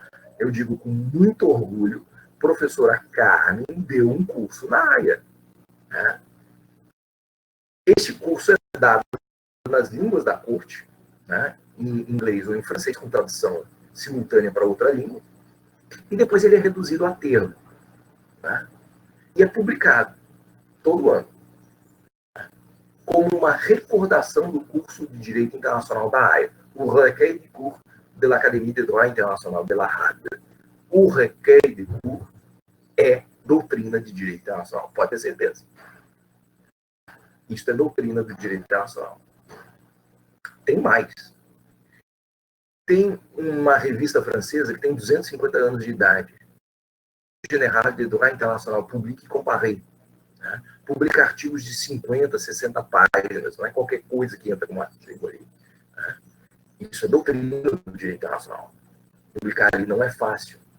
O American Journal of International Law, o European Journal of International Law, o Journal of History of International Law, que este professor que nos fala, vai publicar agora um artigo nele, até setembro, final de setembro. Olha que bacana. Mas esse é um ponto interessante, né? Antes disso, eu já havia publicado muitas coisas, mas elas não qualificaram como doutrina. Eu já tinha 5 livros publicados, mais de 60 artigos publicados, mas elas não qualificavam como doutrina do direito internacional. Agora, uma vai.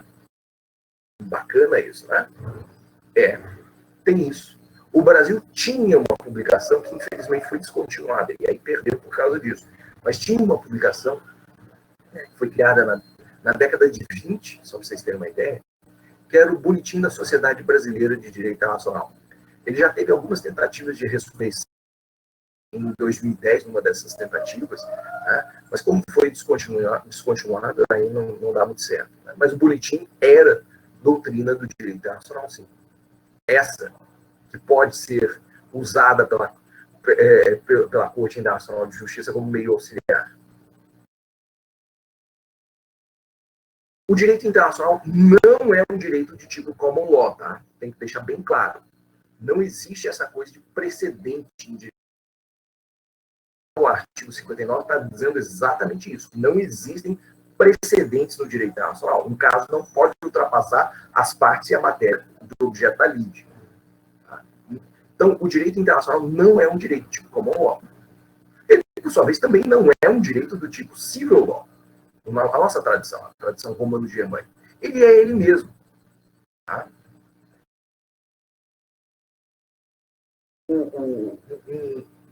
Uma decisão anterior não é obrigatória para o juiz seguir, mas o juiz segue. Ela tem um valor importante e o juiz segue. Sabe por quê? duas razões. A primeira delas, segurança jurídica. Não sei se vocês sabem, mas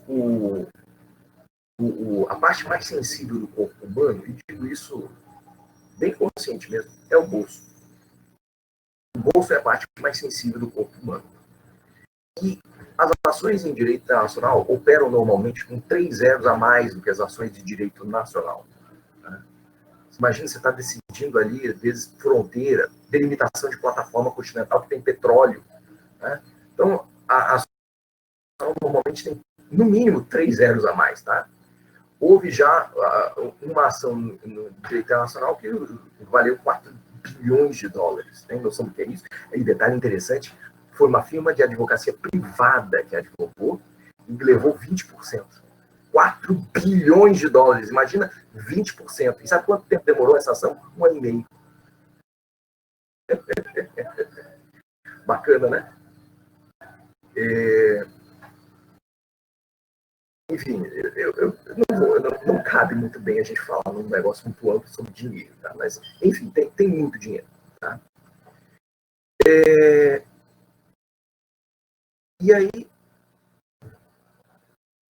eis uma coisa interessante. Dinheiro é muito sensível à mudança de regras.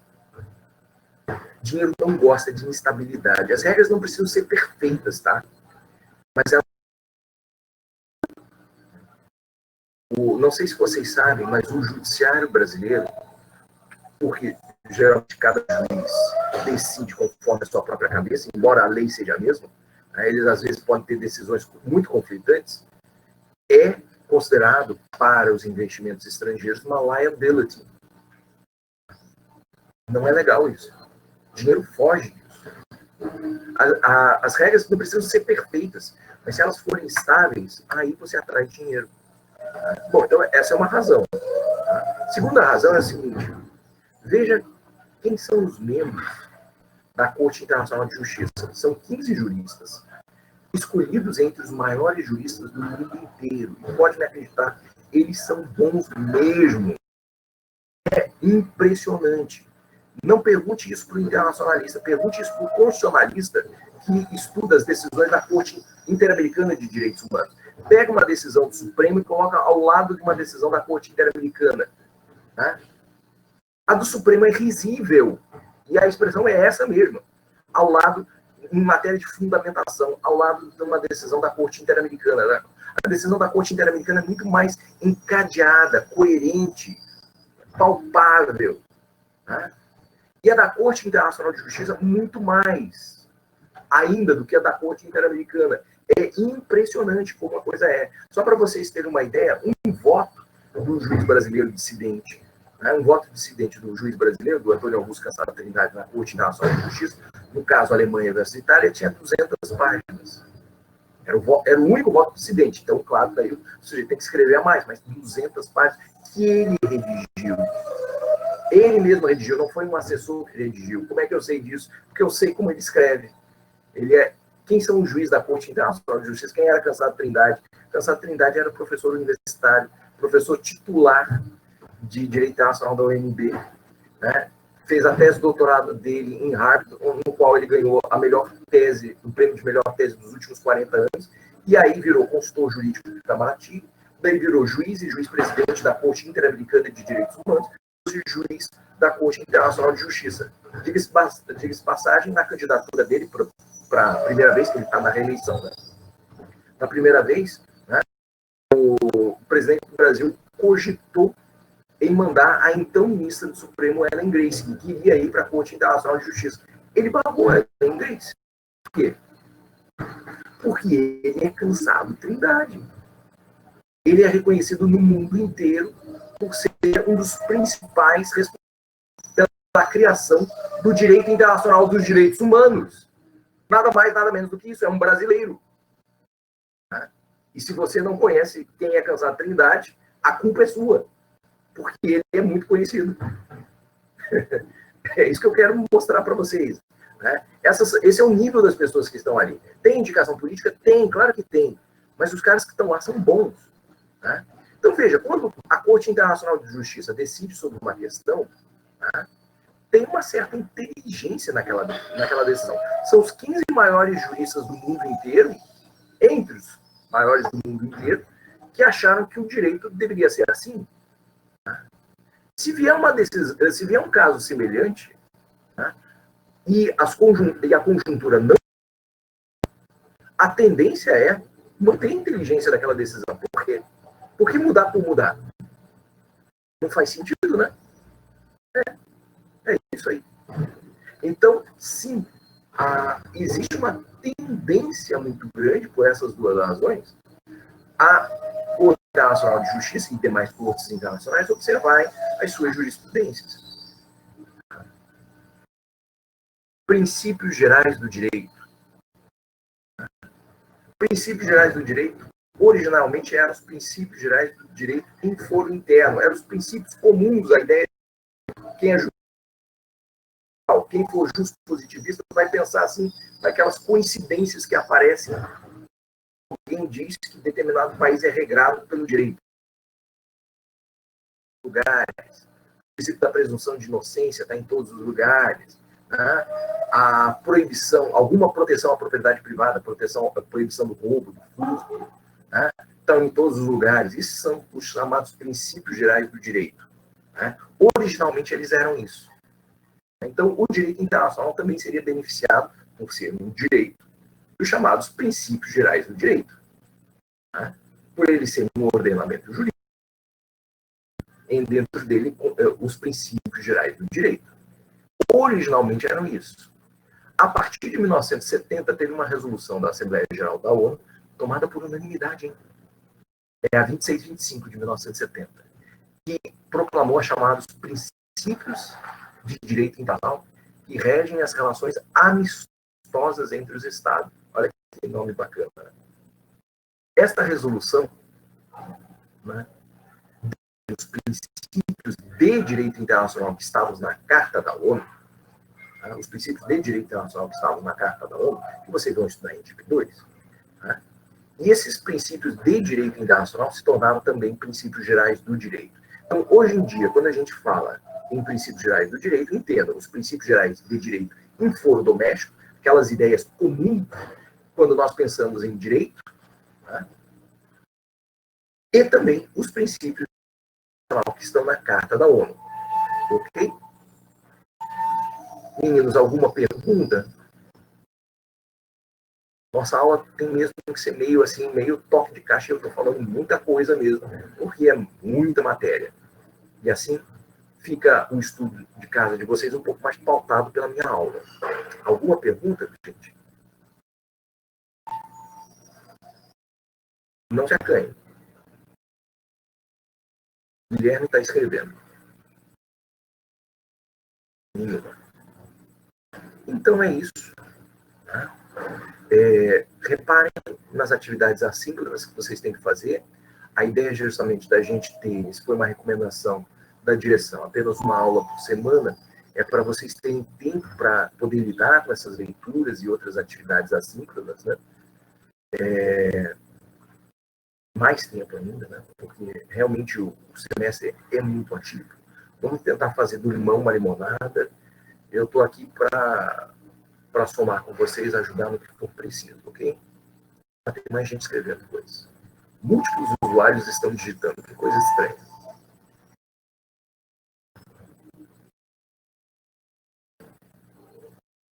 Podem digitar, meninos.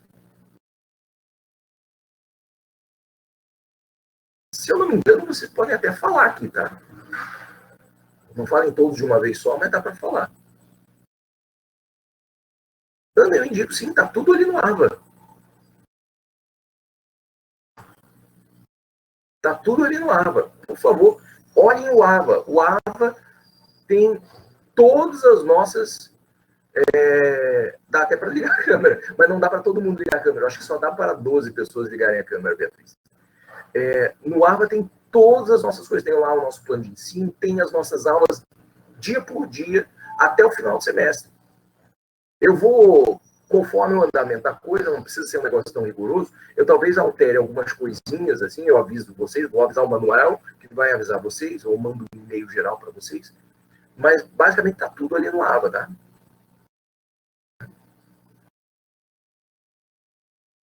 Múltiplos usuários ainda estão digitando.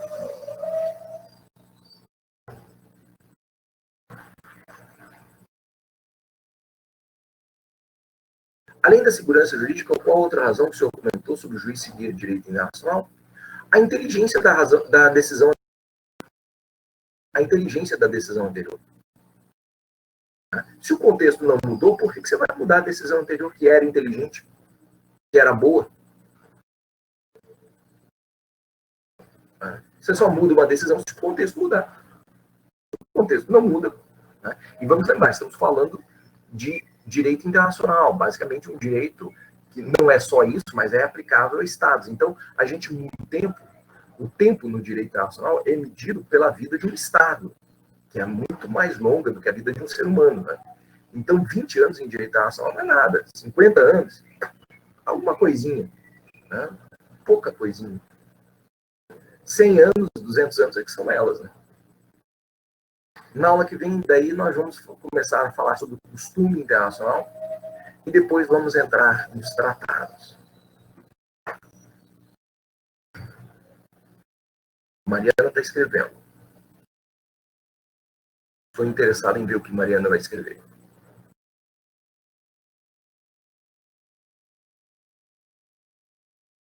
Pode escrever, dona Mariana. Matheus também está escrevendo. Meninos, terminem de escrever rapidinho, que está na hora da gente desligar aqui. Vocês vão ter outra aula. Nossa aula já acabou, no princípio. Eu vou pedir a gentileza do Manuel daí me mandar, né, por e-mail, ou pelo canal que a gente está usando de comunicação, né, a gravação da aula. Então, é fichamento resumo, tá, Matheus? Fichamento resumo. Mas, assim, eu não sou professor de metodologia, tá? Então, você pode ter alguma liberdade criativa nesse fichamento resumo, tá? A recomendação que eu dou é que não faça um fichamento muito grande, não. Até porque o AVA só aceita até 5 mega. Ele não aguenta mais fichamentos muito longos, não, tá? Você tem que fazer à mão. Tá? Isso tem que ser feito à mão, que é assim que eu sei que você fez o fichamento. E não todo mundo dividiu entre si e fez uma parte. Né? Então, faça à mão. O fichamento está no AVA, Beatriz. E daí tem que colocar lá. Tá? Façam a mão, que assim que eu vejo, assim, e convertam para PDF, tá? Para ficar também menor do que o arquivo de imagem. Então, a minha recomendação assim, é que os fichamentos, né, não sejam maiores do que 5, 6, 7 páginas. Né? Se fizerem muita coisa, até também não é para dar também tanto trabalho assim para vocês, é mais para eu perceber que houve a leitura. É isso que eu quero no fichamento. Eu não vou ficar atentando aos mínimos detalhes, posta no AVA mesmo. Eu não vou ficar atentando assim, eu não vou ficar cri-cri, vendo, mas aqui não pegou aquele detalhe X da página tal. Não. Eu não vou fazer isso. Eu vou fazer uma correção mais genérica. Assim, eu vou ver se houve uma leitura honesta do trabalho. Pronto. É isso que, para mim, está satisfeito. Quem fizer uma leitura honesta do trabalho, ainda que haja um ou outro errinho ali, eu dou 10. Tá? Eu não estou fazendo esse semestre para complicar a vida de absolutamente ninguém. Esse semestre vai nos dar trabalho já por si só. Eu não pretendo complicar a vida de ninguém que esteja fazendo as atividades com nota, tá? Essa é a verdade. Então, meninos, tenham todos um bom semestre. Né? Eu também vou me adaptar. Eu não gostei dessa história de a transmissão não ir ao vivo para o YouTube. Isso vai nos dar problema. Eu vou tentar ver se eu consigo substituir esse RNP pelo Teams, que o Teams vai melhor. E o Teams abriga todo mundo, não tem esse limite de 75 pessoas. Vou ver o que eu consigo fazer até lá. Mas eu peço, sim, por gentileza, o Manuel me passar a gravação da aula, tá? O Manuel está aqui, não vai?